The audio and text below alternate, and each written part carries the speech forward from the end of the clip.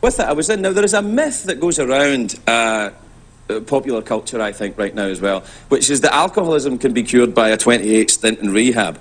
I'm sorry to annoy the censors, but that is horse. That is horse. It is not my experience. For me, there's two types of rehab clinics. So there's the good ones that say to you, you know, you've done your 28 days, this is the beginning. You now have a lifetime of vigilance. This is a chronic condition that you're going to have to manage, deal with the rest of your life. And the bad ones, you know, the bad rehab centres will say, you're good, off you go. You know, the Reverend Ted Haggard, for example, when he gets out of the rehab and is cured of his gayness, this is clearly an unscrupulous bunch of people running that rehab. The point I'm trying to make to you is this. Now, I have been sober 15 years. There is absolutely no way I have a drinking problem. I don't have a drinking problem. I can get one fast, but I don't have a drinking problem. I have a thinking problem.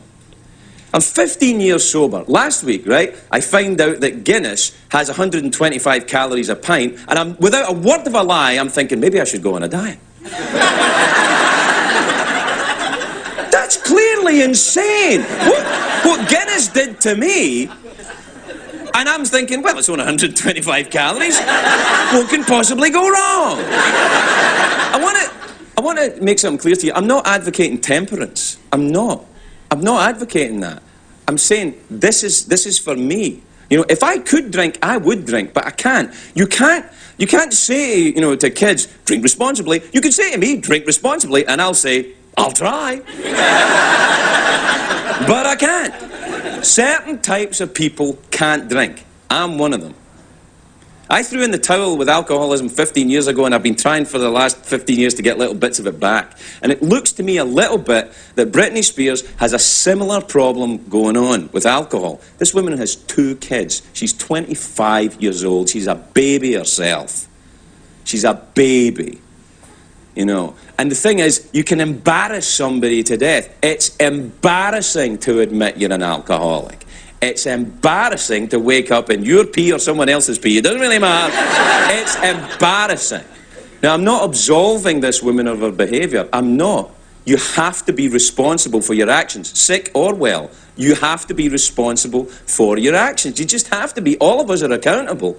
You have to be. If you have, God forbid you have a kidney problem, you don't go into dialysis. It's your responsibility to somehow get yourself to dialysis. It's your responsibility to deal with the condition that you have in whatever way you can. Now, all of us in America and in Scotland and anywhere I've ever been in my life, everybody knows an alcoholic. They're either they've worked for one, or they have one work for them, they have a parent or a sibling or a child. Everybody. There's not one of us. It does a friend. God forbid some of you poor people are married to them. You know what it's like. Now, I have found this. You can't beat it with money. If you could beat this rap with money, rich people wouldn't die. You can't. For me, only for me, and I only speak for myself, so I've got to stress this to you, I have found that the only way I could deal with it is find other people who had similar experiences and talk to them.